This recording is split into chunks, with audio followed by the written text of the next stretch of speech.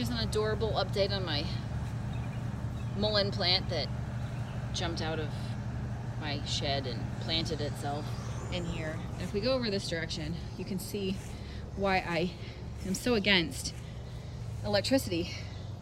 That was covered. I could not see through there.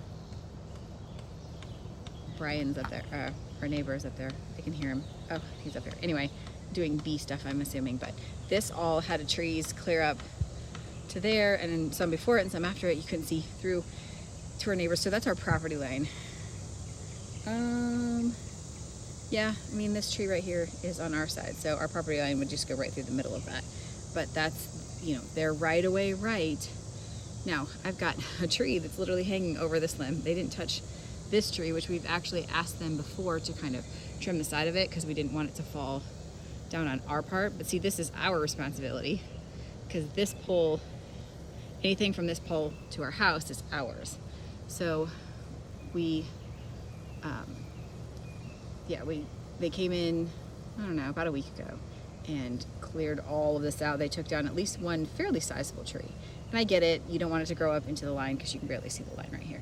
I get that, but this, especially in the state of Tennessee, where I come from, they don't do things like that because it's farmland and you do not put telephone poles right through the middle of farmland.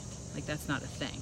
So here, they don't care. They just ran it the shortest distance from point A to point B without giving a crap about running things along property lines. There's actually another, you can't see it, there's another pole up here in between these two trees, but further up at the corner of our property, clear up there.